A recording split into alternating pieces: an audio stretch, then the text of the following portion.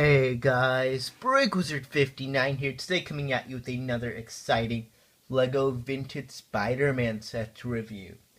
And this is set number 1376, the Spider-Man Action Studio. Now this set of course came out in the year 2002, has 244 pieces and 5 awesome minifigures. In the year of 2002, it originally retailed for $29.99 or $30 US. Now this set just has so much to it, so let's go ahead and jump right into this review. Now before we actually take a look at the overall set, this is a bit more of a unique set, as this is actually not only part of the LEGO Spider-Man line, but this is also part of the Studios line. So for example, here we have a look at the instruction manual. It says LEGO Studios, but also says Spider-Man, as this is actually, once again, a part of the LEGO Studios sub-theme. So I thought that was really cool. And of course, it also comes with this super awesome CD-ROM. So back in the day when they still used these. So that was really cool. And I believe this is for sound, as you can actually record your voice, as we actually take a quick look at the back of the box. You can actually record your voice and make your own clips using this set. And then here's just a quick look at a bit of a alternate build. But now let's go ahead and take a look at the overall set, starting off with the minifigures. Alright, starting off with the very first minifigure in this set, we of course have our police officer. Now he has a pretty generic torso, which was very common for back in 2002. You can see he has black legs and gloves and a walkie-talkie. His headpiece, as you see here, is one of those pretty generic sunglasses headpieces, and he has no back printing. And as we move on back to the front, you can see he of course has a regular black hat. The next minifigure in this set is of course Peter Parker.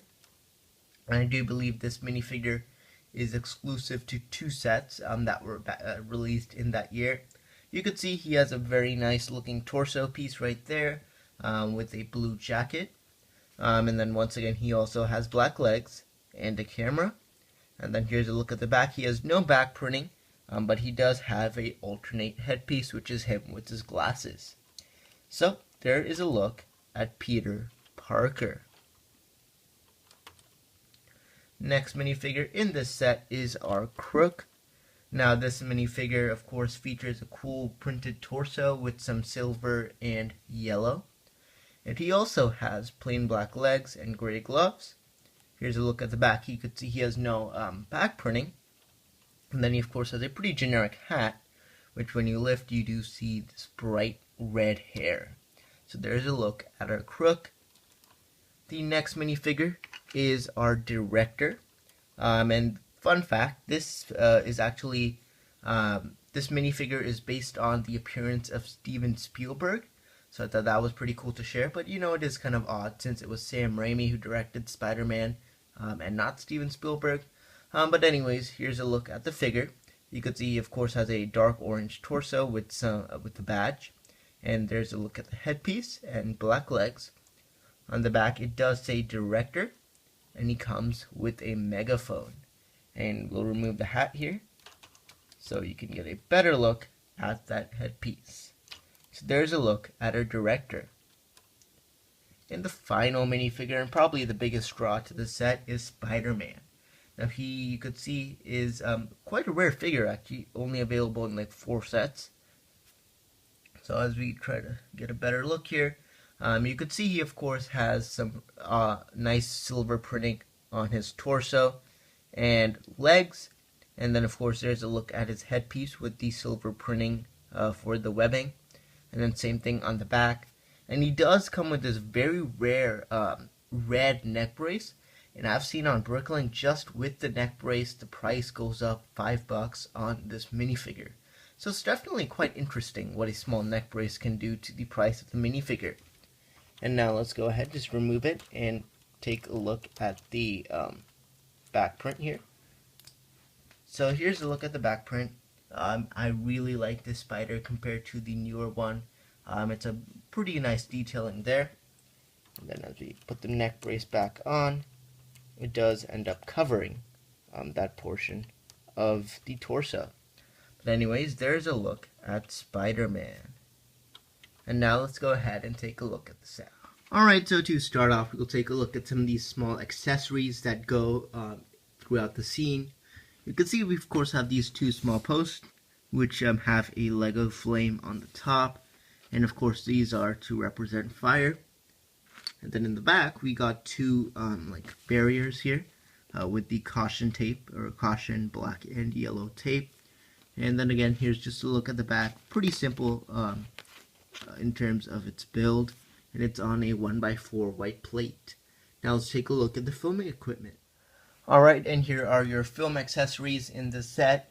You of course have first off two of these large overhead lights, and they do move up and down. Then they do have some gray colored flaps with a bit of a translucent yellowish green light.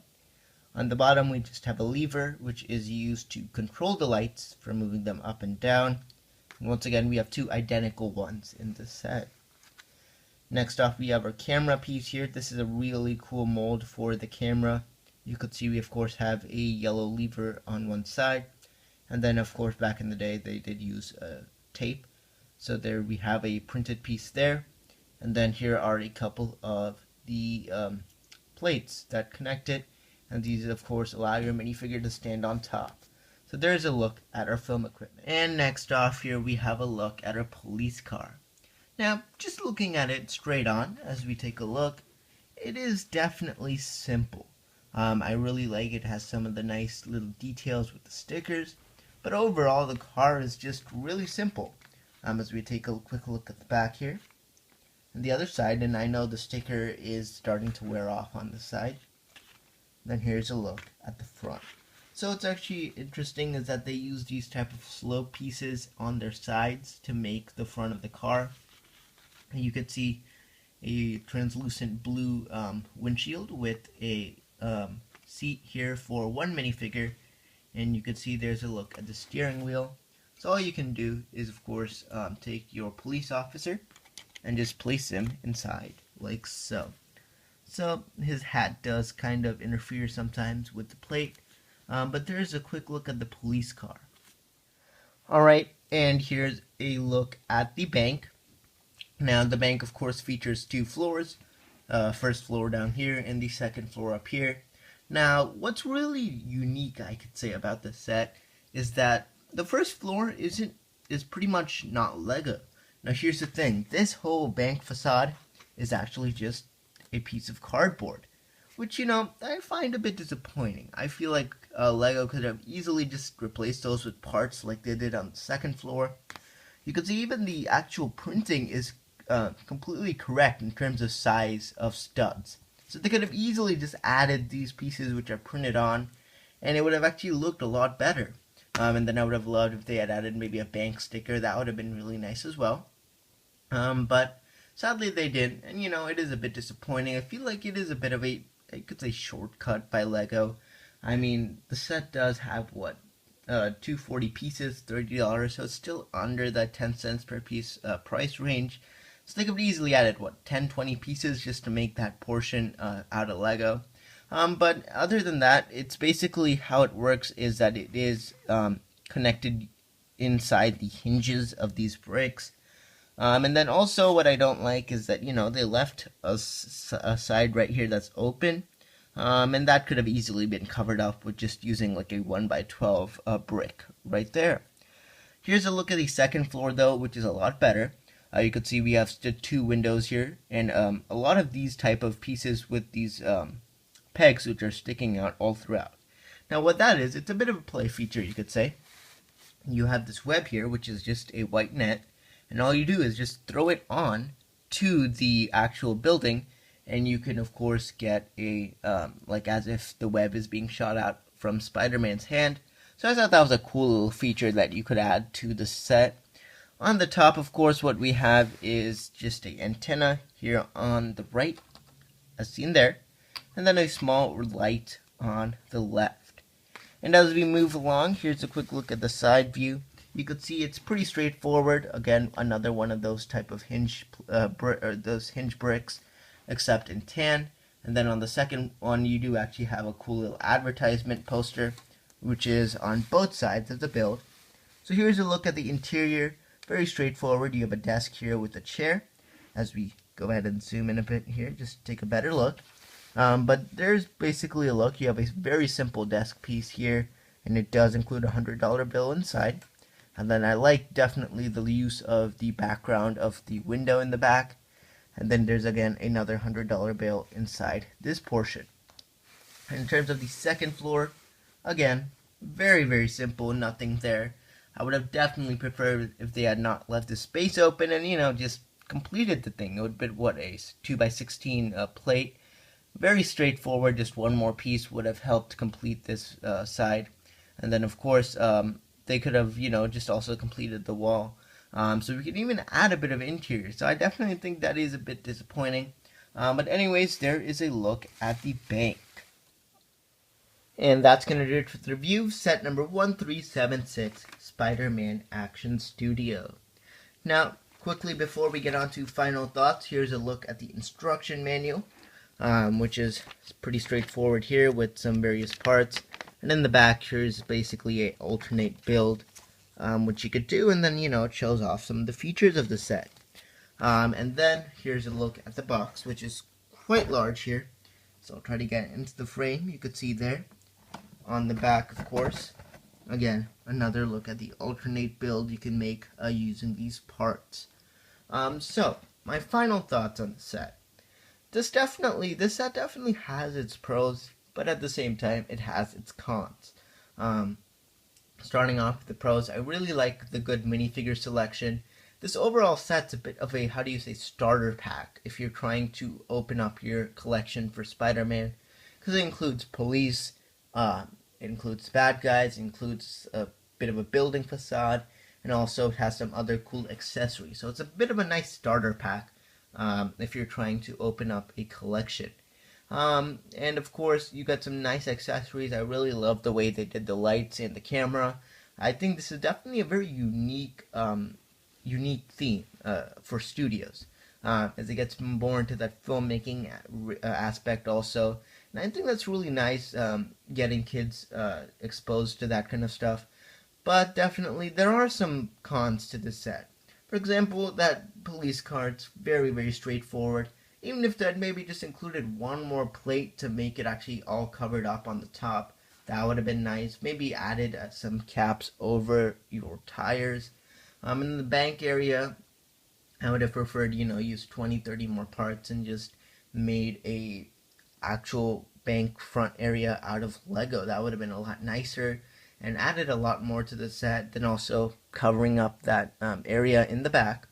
And then the interior of the bank also, if they could have just added a few more bricks and made it an actual complete second floor, I think that would have really sealed the deal on this set. As don't get me wrong, this set looks really nice. I really like the look of the bank, but the cardboard kind of just throws off, kind of takes away from the overall look of the bank, which, Lego could have easily done better. And I understand it's back in the day of 2002, but these were some really easy fixes that they could have done. So my final thoughts, would I recommend this set to you? Well, I think if you can get it, it was $30 when it was released. If you could get it between $35 and $40 online, then I'd say definitely get it, because you get a lot of cool accessories and minifigures. And then the bank build also, you get a nice build. So if you can get it for around 35 to 40 bucks, I'd say get it. Don't pay too much more than that, as that's pretty much, it goes for around $40+ used. I definitely wouldn't think of getting this set sealed, as a used version is definitely quite fine. But there you go, that's it for this set review. Thanks for watching, and stay tuned for more LEGO set reviews coming in the very future. So definitely tell me what your guys' thoughts are down in the comments below. I'd definitely like to hear about that. But anyways, thank you so much for watching. Definitely give this video a thumbs up if you enjoyed it. But thank you so much for watching. This is BreakWizard59, and I'll see you all next time.